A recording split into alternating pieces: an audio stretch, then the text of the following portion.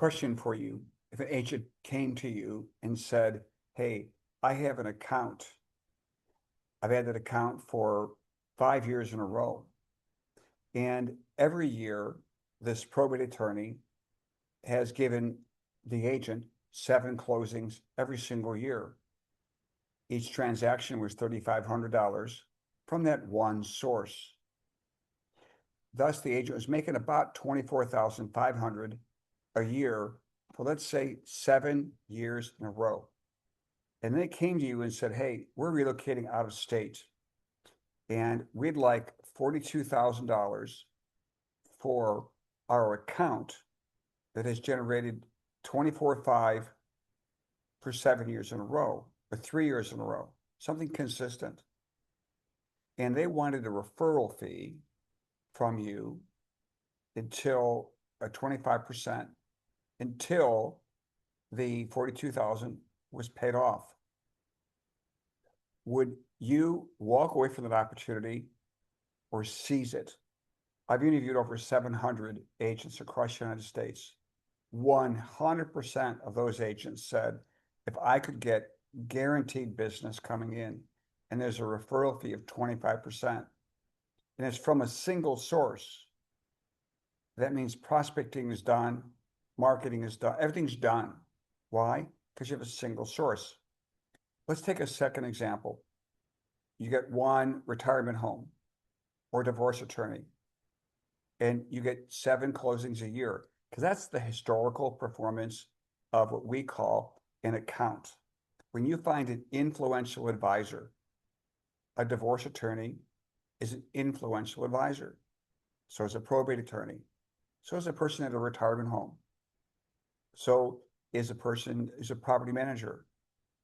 You might also see that as a home builder who has spec homes. Accounts are everywhere.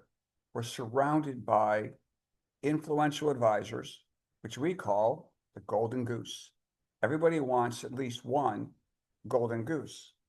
Imagine today you were approached by an agent who said, I'm making 10 grand a deal. I'm averaging 70,000 a year for the past 4 years from a single source. And that agent said, the valuation of my business is 119,000. It's not worth 70,000. If it brings in 70,000 a year, it's worth more than that. The question is, what is the multiple?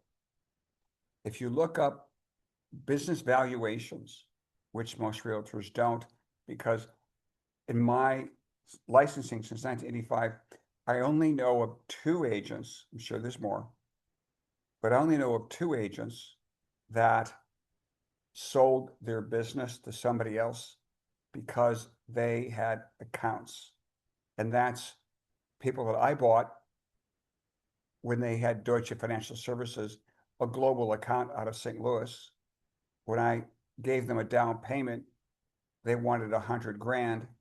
I gave them 25,000 up front, and it paid. The rest was the goal to pay off of referral fees until they got their 100 grand.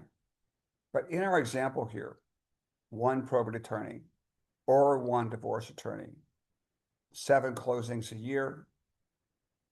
The question is, if you're making 3,500 a deal or 10,000 a deal, what's the business valuation?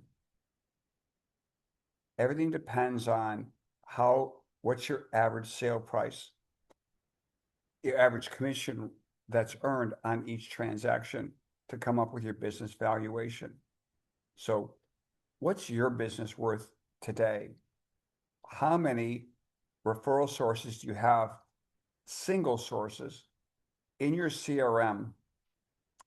Do you have 37 people, 12 people, or just one person who's sending you a pile of leads every single year after year, where later somebody else could acquire it from you? In a moment, we'll conclude this video because we're going to shift gear into a number of referral accounts, not just one. We simply want to show you an example that if you had one probate attorney or one retirement home or one property manager, any kind of niche, where the influential advisor is the one who shared with the owner of the property, the one in charge of it, that you should be the one hired.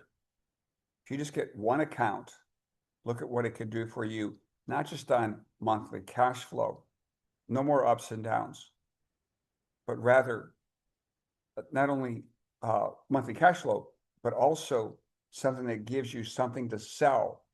When you wake up every day, I want you to think about, if you're an account executive, not a sales associate, I want you to think about, I need to make sure I take care of the golden goose that I have. And ideally, I need to get introduced to another golden goose. All right. Thanks for listening. Let's take a look at this next part of the table.